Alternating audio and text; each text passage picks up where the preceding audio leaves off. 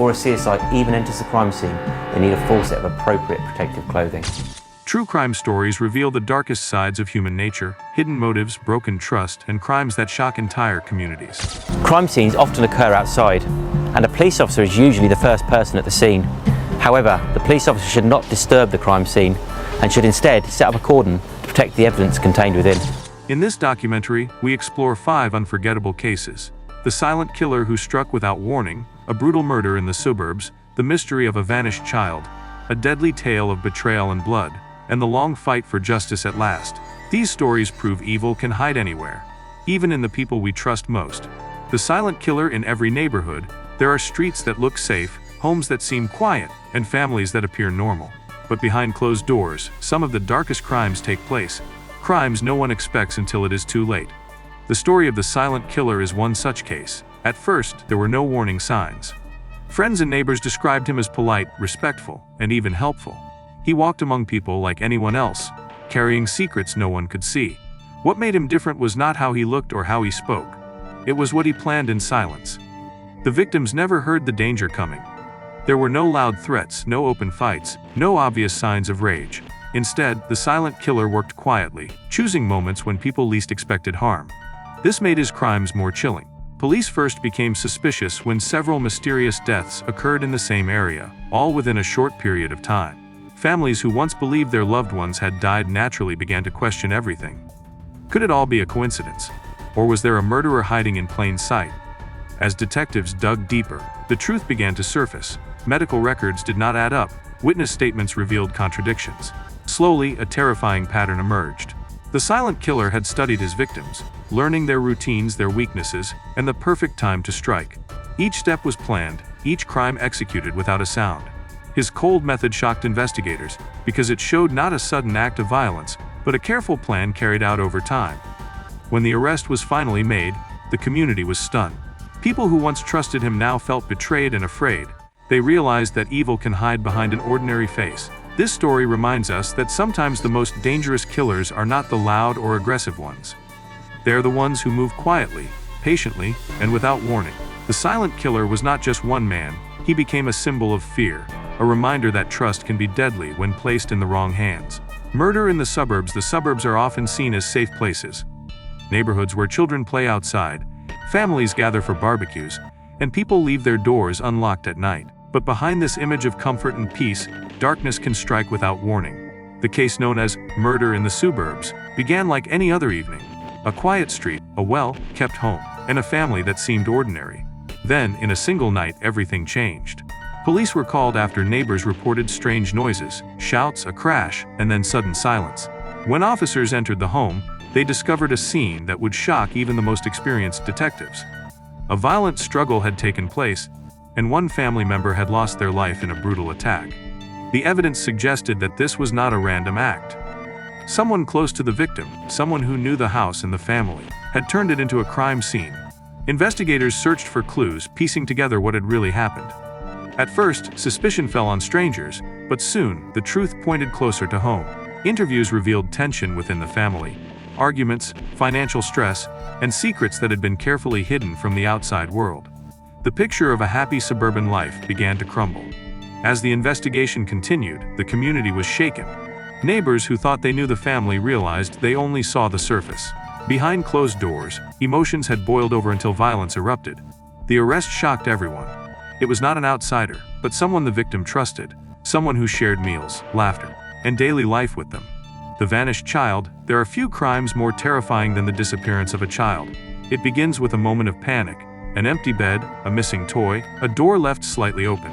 In this case, the story of the vanished child would haunt not only one family, but an entire town. It started on a normal afternoon, when a young boy failed to return home after playing outside. His parents searched the street, calling his name, expecting him to come running back, but there was only silence.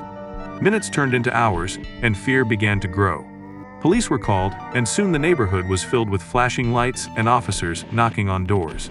Volunteers joined the search, combing through fields, parks, and wooded areas. Flyers with the child's photo were pinned to every pole and handed out to every passerby. For a moment, the community stood together, united in hope that he would be found safe. But as days passed with no answers, hope began to fade. Detectives faced a difficult puzzle. There were no witnesses who saw the child leave, no clear signs of a struggle, and no evidence pointing to where he had gone. The family, already heartbroken, faced harsh questions. Could someone close to them be involved?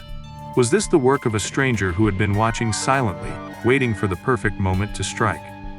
Then came the chilling discovery. Security footage from a nearby store revealed a shadowy figure leading the child away. The face was hard to see, but the truth was undeniable. This was not an accident. The child had been taken. The arrest, when it finally came, shook everyone. The suspect was someone who had been part of the community, someone people thought they could trust. For the parents, the pain was unbearable. Their lives forever changed by the one moment they let their guard down. Betrayal and blood trust is the bond that holds friendships, families, and relationships together. But when trust is broken in the most violent way, the results are devastating. The case known as Betrayal and Blood began with a friendship that looked unshakable. To outsiders, they were close, sharing meals, celebrating birthdays, and standing side by side in both good and hard times. Yet beneath the surface, jealousy, greed, and anger grew silently. What started as small disagreements turned into something darker, until betrayal led to murder. The crime came to light one late evening when police were called to a quiet home after reports of screaming. Inside, they discovered a gruesome scene, a brutal killing carried out not by a stranger, but by someone the victim had trusted for years. Blood stained the walls, and the signs of struggle revealed the victim had fought desperately in their final moments. Investigators quickly realized this was not random. It was personal. Detectives uncovered a tangled web of lies. Money disputes, broken promises, and hidden resentment had built up over time. Messages recovered from phones showed arguments that hinted at betrayal, and witnesses confirmed growing hostility between the two. The shocking truth soon came out: the person responsible for the killing was the one the victim had once called their closest friend. The arrest left the community speechless. People who once admired their bond now saw it as a mask hiding dangerous emotions. Family members were devastated, unable to understand how friendship could turn into such violent hatred.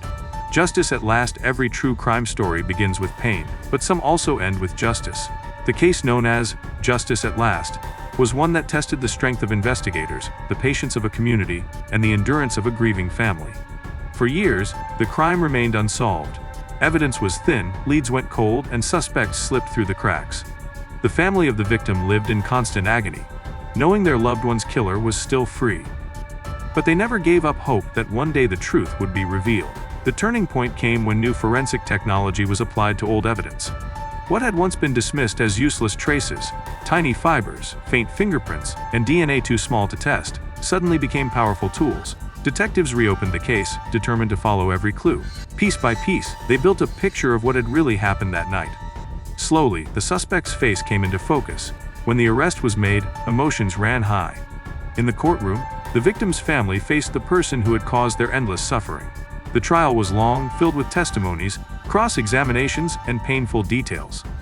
But this time, the evidence was undeniable. Witnesses spoke with courage, experts explained the science, and the puzzle finally fit together. At last, the verdict was announced guilty. For the family, it was not the end of their grief, but it was the beginning of healing. Justice had been delayed, but not denied. The community, too, found closure, knowing that persistence and determination had brought the truth into the light. Justice at Last is more than a crime story. It is a lesson that even when evil hides for years, truth has a way of breaking through. It shows that justice, no matter how long it takes, can bring peace to broken hearts and remind us all that hope should never be abandoned.